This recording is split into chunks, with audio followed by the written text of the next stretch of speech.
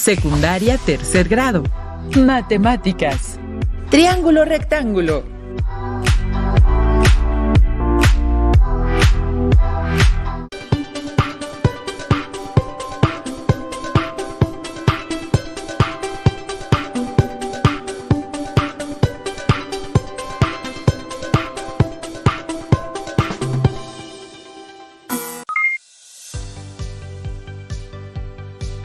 Estimadas alumnas y estimados alumnos, es un gusto estar con ustedes una vez más en esta sesión de matemáticas de tercer grado de secundaria. Soy el maestro Luis Miguel Villarreal y me da un gusto en esta ocasión compartir la clase con la maestra Miriam Villegas. ¿Cómo estás, maestra Miriam? Muy bien, maestro Luis Miguel. Bienvenidas, alumnas y bienvenidos, alumnos. Es un gusto estar aquí con ustedes una vez más. Nos vamos a sumergir en el océano del conocimiento matemático. Comenzamos.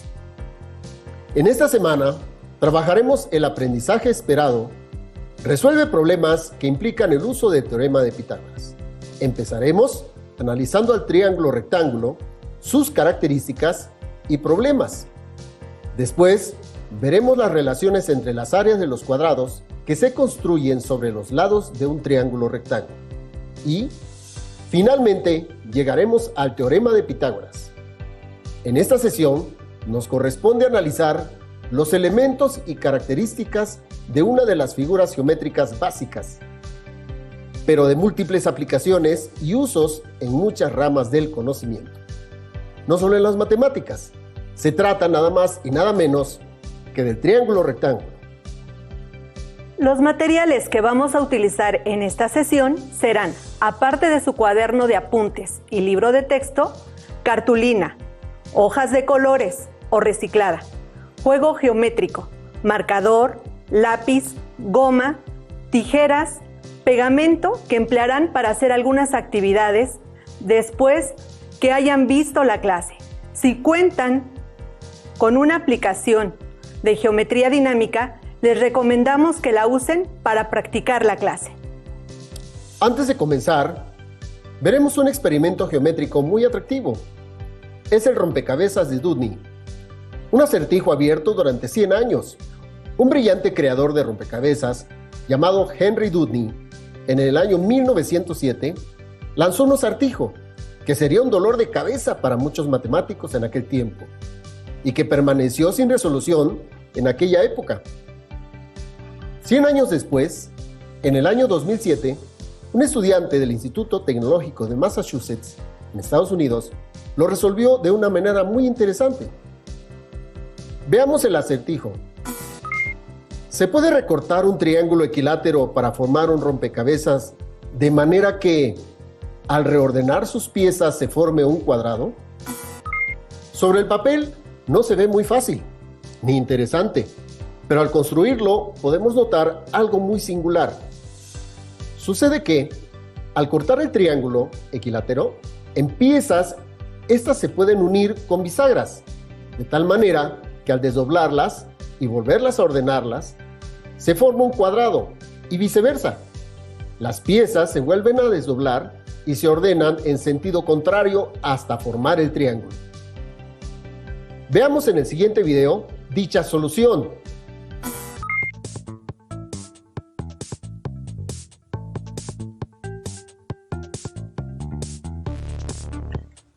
Esta es la disección de Dewdney, en donde vamos a ver cómo un triángulo equilátero se puede convertir en un cuadrado haciendo 3 cortes nada más. Aquí tenemos el triángulo equilátero, en el cual ya están trazados esos 3 cortes. Este es 1, 2 y 3 cortes. Entonces vamos a colorear esas partes del triángulo equilátero de esta forma, lo que se le llama las guías. La guía es los vértices inferiores del triángulo equilátero, y vamos a poner la regla. La regla es a donde va a quedar orientado mi cuadrado en el cual se va a convertir dicho triángulo, y la línea del corte, que son los puntos donde se deben cortar. Recuerden que este triángulo rectángulo se puede tener con un corte en cartulina, en una hoja de papel bond, y así se puede transformar.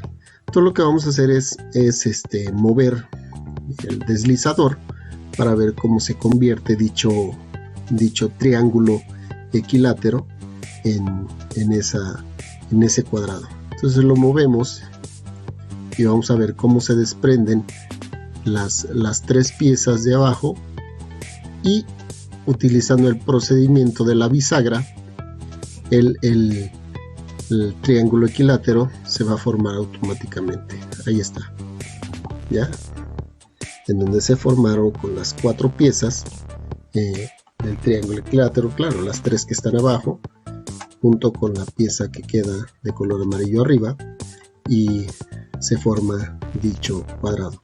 Y de esa forma es como se transforma el triángulo equilátero mediante la disección de Henry-Doody para convertirse en un cuadrado. Ahí está.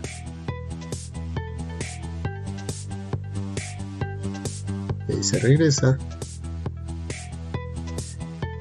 Los puntos, o lo que se le llama bisagras, son los puntos rojos, ¿sí? Es decir, son puntos que al momento de trazarlos, son puntos que no se mueven, ¿sí? Y que forman parte primordial de la disección. ¿Ok? Muy bien.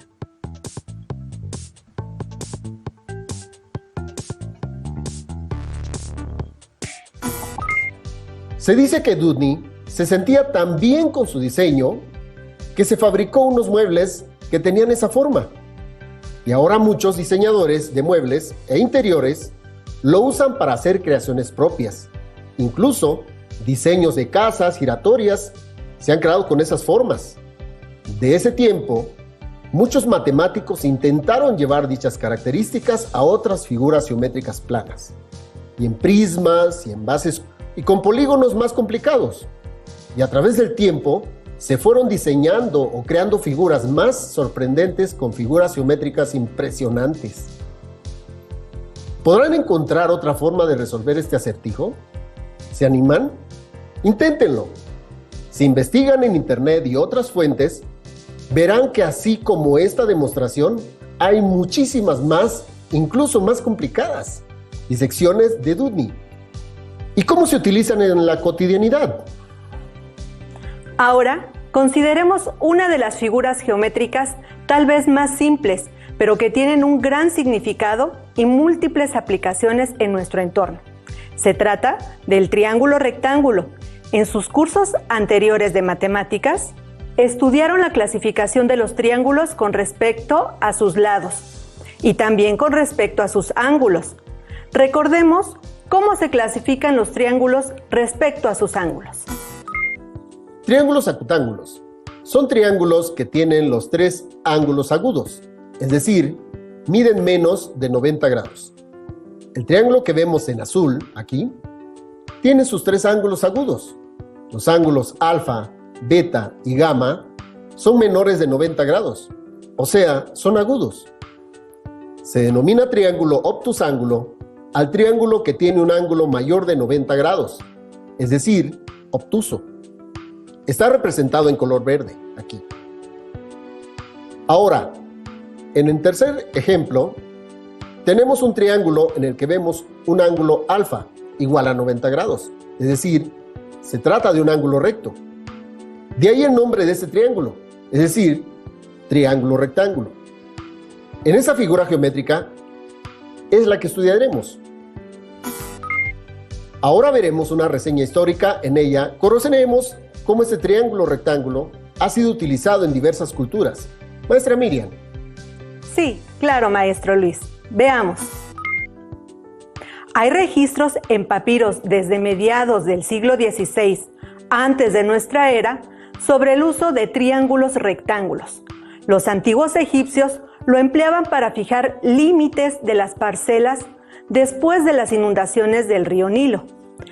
Los egipcios observaron que uniendo con forma de triángulo una cuerda con 12 nudos separados a la misma longitud, se obtiene un ángulo recto y por lo tanto un triángulo rectángulo, obteniendo así el triángulo sagrado egipcio, de proporciones 3, 4 y 5 nudos por lado. Los babilonios utilizaban el concepto del triángulo rectángulo más general, como lo muestra la tablilla YBC 7289, que data de aproximadamente de unos 2000 años antes de nuestra era, donde claramente se ve un triángulo rectángulo y la numeración propia. Los griegos tomaron elementos de los babilonios y egipcios, estructurando definiciones, axiomas y demostraciones hacia el siglo VI antes de nuestra era, con grandes aportaciones como el teorema de Tales o el teorema de Pitágoras. En la cultura china antigua también se encuentra el uso de triángulos rectángulos en los textos del Shoubi Xuanjing, libro que data de 1000 años antes de nuestra era, con una colección de problemas que implican el uso del triángulo rectángulo. En la cultura maya es posible observar la composición de los rectángulos áureos o de proporción áurea, empleando triángulos rectángulos, como en la lápida del sarcófago del rey Pacal, encontrado en el Templo de las Inscripciones en Palenque, Chiapas. Muy bien, qué interesante conocer cómo el triángulo rectángulo fue empleado en diversas culturas y ver cuáles fueron los usos que tuvo, así como su influencia en la historia. Muy bien, alumnas y alumnos, vamos a continuar con el análisis de nuestro triángulo rectángulo. Los elementos del triángulo rectángulo son los lados A y B, que se denominan catetos, cuyo término proviene del griego katetos, que significa que cae en perpendicular. El lado C, denominado hipotenusa, proviene del griego hipotenusa, formada por el prefijo hipo debajo de, del verbo teino, tuirar, y del ousa, participio femenino. Se puede traducir como firmemente sujeta o firmemente tensada. Los primeros geómetras griegos eran, como su nombre lo indica, medidores de la tierra, y para trazar se ayudaban de estacas y cuerdas. Entonces, para trazar un triángulo rectángulo, tensaban fuertemente una cuerda entre las estacas, formaban los catetos, es decir, entre los vértices. Como lo vimos en la definición, el triángulo rectángulo tiene un ángulo recto, formado por los catetos, y dos ángulos agudos bajo la hipotenusa. Consulten alguna fuente, como su libro de texto, para reafirmar estos conceptos y así ustedes mismos puedan indagar el origen de esas palabras del triángulo que estamos analizando. Una recta notable de los triángulos es la altura. Las alturas de un triángulo son las rectas que pasan por uno de sus vértices y son perpendiculares al lado opuesto de dicho vértice o a su prolongación. Un triángulo tiene 3 alturas. El área del triángulo se calcula con la expresión área es igual a base por altura sobre 2, donde B es la base o lado horizontal. H es la medida de la altura que va del vértice al segmento opuesto y por definición es perpendicular a B. En el triángulo rectángulo, la altura depende de la posición, que tiene 3 posiciones, y para las 3, el área se calcula de la misma forma, como puedes verlo aquí. Los triángulos rectángulos pueden ser elementos que generan otras figuras geométricas o que representan algún estudio dentro de ellas. Veamos. Cuando trazamos una diagonal a un cuadrado, obtenemos 2 triángulos rectángulos isósceles, es decir, triángulos con 2 lados iguales. Si se fijan bien, verán que ese triángulo tiene una característica que ya vimos antes. ¡Exacto! Son triángulos rectángulos congruentes. Cuando trazamos una diagonal a un rectángulo, obtenemos dos triángulos rectángulos escalenos, que también se dan cuenta son triángulos rectángulos congruentes. Ahora veremos un breve video de cómo se puede obtener los triángulos rectángulos escaleno e isósceles, utilizando para ello las figuras básicas del rombo y una circunferencia. Veamos. Muy bien. Vamos a obtener los triángulos rectángulos a partir de dos figuras geométricas básicas, en este caso el rombo y la circunferencia. Lo primero que voy a hacer es trazar mi rombo en esos 4 puntos que ya tengo indicados: I, J, K, L, I. Ahora voy a trazar sus diagonales: JL y K. Voy a colocar un punto en la intersección de las dos diagonales y con eso tengo 4 triángulos rectángulos escalenos congruentes. Voy a marcar uno de ellos.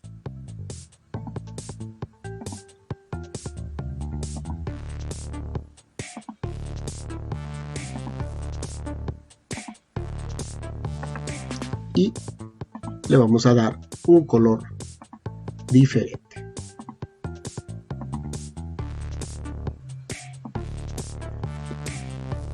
Ahí tengo mi triángulo rectángulo escaleno, que es congruente con los otros 3 que están en ese rombo.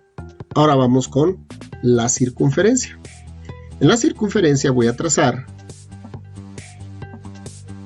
dicha circunferencia de radio BC y su diámetro con un segmento que va desde A, pasando por B, hasta C. Voy a colocar un punto en F y voy a unir con segmentos AF y FC. Y si vemos aquí, estoy obteniendo un triángulo rectángulo isósceles. Esto porque las diagonales AF y FC son iguales y este ángulo F es un ángulo de 90 grados. Voy a marcar dicho triángulo rectángulo isósceles.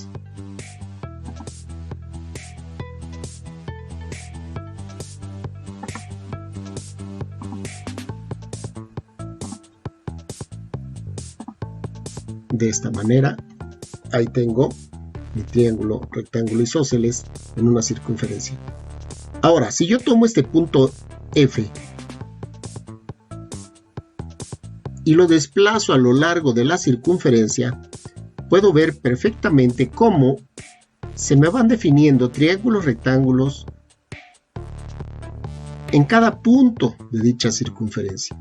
Y son triángulos rectángulos escalenos, porque si ustedes ven, es un triángulo totalmente diferente al primero que tracé aquí. Voy a dejar ese triángulo aquí donde está este punto D y voy a trazar otra vez mi triángulo rectángulo isósceles. De esta forma: A, F, C, A. Ahí tengo mi triángulo rectángulo isósceles, que es el segundo triángulo en mi circunferencia que puedo obtener. Listo. Así como en estas figuras geométricas se obtuvieron triángulos rectángulos, también en los trapecios, romboides, polígonos regulares y muchas otras figuras geométricas planas se pueden obtener triángulos rectángulos. Durante la presentación hice algunas afirmaciones como que los triángulos rectángulos que forman el rombo son congruentes. ¿Puedes decir por qué es así? Argumenta. También se dijo que el triángulo que se forma en la circunferencia es rectángulo. ¿Podrías dar argumentos para justificar esta afirmación? Te reto a que lo hagas. Veamos ahora otras características del triángulo rectángulo. Un análisis que involucra al triángulo rectángulo es usando el teorema de Tales. Cuando a un triángulo rectángulo le trazamos una paralela a cualquier lado, obtenemos otro triángulo rectángulo semejante o proporcional al original. Ese análisis ya se vio en clases anteriores, en este mismo curso, claro. Un análisis especial sobre la aplicación de un triángulo rectángulo es el teorema de Pitágoras, que se verá con más detalle en las siguientes sesiones. Más adelante, en este mismo curso, se verá una rama de las matemáticas llamada trigonometría, donde se analizan las relaciones de los ángulos y los lados del triángulo rectángulo. Así también, un análisis muy parecido a los dos teoremas anteriores es el teorema de Euclides, que verán en las siguientes clases, donde se estudiarán el teorema de la altura y el teorema de los catetos. Ahora nuestra siguiente pregunta. En la vida cotidiana, ¿dónde se pueden ver, dónde se utiliza y para qué sirve un triángulo rectángulo? La utilización de estos triángulos en nuestra vida cotidiana es muy común y nos resuelven problemas y situaciones. Aquí les muestro algunas de ellas. Como pueden ver, los triángulos pueden encontrarse en rampas de carga, escaleras peatonales, juegos infantiles, techos de accesos, edificios corporativos, casas ecológicas, monumentos históricos o arqueológicos, como las pirámides, desde las grandes construcciones como puentes hasta casas rurales. Otra de las grandes aplicaciones en donde se emplean triángulos rectángulos es la ingeniería, la triangulación en la medición y división de terrenos y parcelas en el campo y la ciudad, así como en el diseño, trazo y construcción de puentes, caminos y carreteras en vías de comunicación, la medición de grandes distancias entre poblaciones, ciudades, que se obtienen utilizando aparatos muy sofisticados que utilizan la señal de satélite. En un aeropuerto, la torre de control ubica una aeronave en vuelo antes de llegar o despegar de la pista de aterrizaje. Se utilizan también procesos digitales cuyas bases de cálculo tienen al triángulo rectángulo. En un puerto, a la orilla del mar, se puede tener el control de las embarcaciones que se hacen a la mar, ya sea sobre o bajo el nivel del mar, y se puedan ubicar cuando éstas se encuentran en alta mar. Como hemos visto, son tantas las aplicaciones prácticas y de solución a situaciones reales de la vida cotidiana, en donde el triángulo rectángulo se emplea. Como primera actividad, y para que ustedes mismos verifiquen estos trazos, les recomiendo trazar en una cartulina de colores un trapecio isósceles, trapecio escaleno, romboide y un polígono regular, ya sea un pentágono, un hexágono, etc. Y tracen las diagonales y segmentos correspondientes y verifiquen los triángulos rectángulos que se obtienen en ellos. Peguen sus trazos y recortes en sus cuadernos y reflexionen con ellos. Contesten las siguientes preguntas, anotando en su cuaderno las mismas. ¿Cuántos triángulos rectángulos obtuvieron por figura? ¿Cuántos triángulos rectángulos isósceles y escalenos hay en total? ¿Los triángulos rectángulos de cada figura son congruentes o semejantes? ¿Cuáles? ¡Excelente! No tenemos la menor duda que harán esa actividad y reafirmarán sus conocimientos. Muy bien, estimadas alumnas y alumnos. Ya casi terminamos. A continuación, vamos a una actividad que involucra al triángulo rectángulo y de donde se desprende nuestro reto final. Es importante que sigan bien las instrucciones para que ustedes mismos lleguen a las conclusiones. Nuestro ejercicio final se llama la paradoja del cuadrado perdido. Es importante que sigan bien las instrucciones. En una cartulina, tracen un rectángulo de 5 por 13 cuadritos. Pueden tomar cada cuadrito de 2 centímetros por lado, así como se muestra. Hecha esta cuadrícula, escriban en cada vértice del rectángulo las letras A, B, C, D, así como se muestra. Después escriban los puntos desde la E, G, H, I, J, K. Deben colocar bien los puntos, tomando como referencia los cuadritos del rectángulo. Verifiquen dónde se colocan las letras. Recorten el triángulo BEDC del rectángulo y no tiren el triángulo resultante. Obtenemos el área del triángulo inicial BDC, que es área igual 5 por 13, entre 2, igual a 32.5 cuadritos. Una vez puestos los puntos, recorten los dos triángulos rectángulos. El triángulo DEF de 2 por 5 cuadritos y el triángulo EBG de 3 por 8 cuadritos. El rectángulo EFCG de 3 por 5 cuadritos que se divide en dos piezas. Identifíquenlas bien. La pieza EFKJIH de 7 cuadritos de área y la pieza HIJKCG de 8 cuadritos de área. Intercambien los triángulos de lugar así como las piezas del rectángulo, de tal manera que ahora quede un rectángulo de 2 por 8 y los triángulos cambian su posición, tal y como se muestra. Vuelvan a reagrupar la figura con las piezas ahora en el lugar que corresponde, de tal manera que se vuelva a formar el mismo triángulo que teníamos al principio, sin sobreponer piezas ni forzar a que entren en otro espacio. Verán que ocurre algo muy raro. Sí, claro, falta un cuadrito exactamente. Esto quiere decir que ahora tenemos un triángulo cuya área es 5 por 13 entre 2 igual a 32.5. Menos un cuadrito nos da 31.5 cuadritos.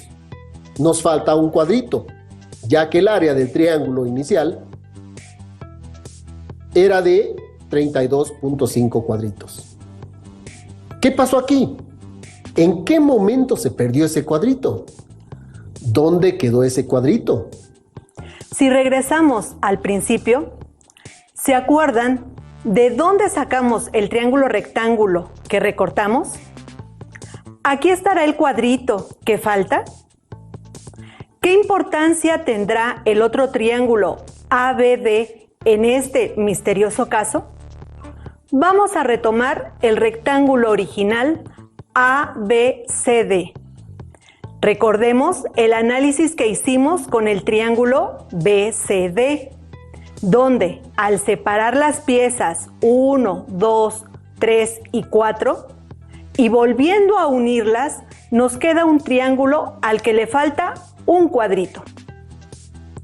Si ahora tomamos el triángulo rectángulo ABD, que es el triángulo que sobró del recorte que hicimos al inicio, y quitamos el triángulo BCD que ya analizamos, giramos el triángulo rectángulo ABD 180 grados, quedando la hipotenusa sobre los catetos.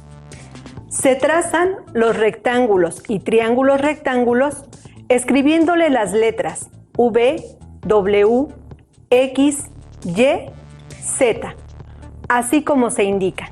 Se obtienen también 2 triángulos rectángulos y 3 rectángulos.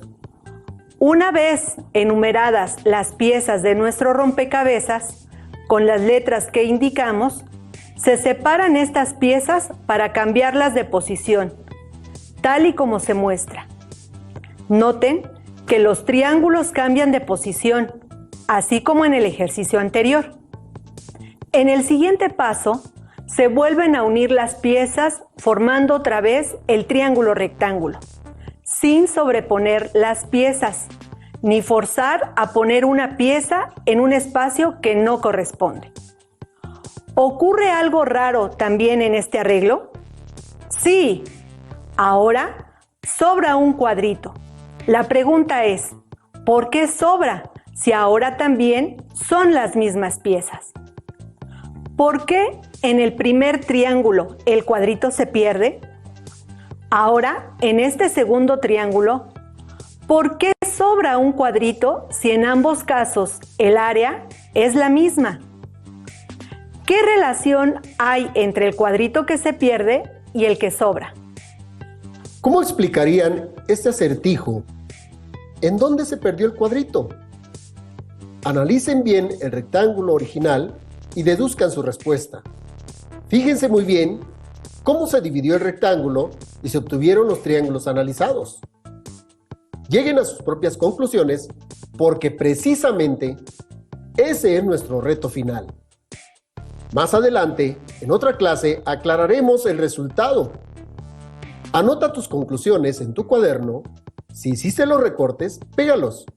Reflexionen y encuentren la respuesta al misterioso cuadrito perdido. Muy bien, estimadas alumnas y estimados alumnos. Hoy en nuestro tema aprendimos uno de los triángulos más apasionantes que se pueden analizar desde muchos puntos de vista. En la siguiente sesión aprenderán más sobre el triángulo rectángulo. Les invitamos a que busquen en su libro de texto todo lo relacionado con este tema y a que resuelvan los ejercicios que ahí se proponen para que así puedan enriquecer su conocimiento. ¡Listo! Por el momento terminamos. Muy pronto y más rápido de lo que se imaginan, nos volveremos a encontrar para continuar explorando y descubriendo aún más el enigmático y apasionante mundo de las matemáticas. La maestra Miriam Villegas Y el maestro Luis Miguel Villarreal los esperamos en Aprende en Casa 2. Hasta la próxima.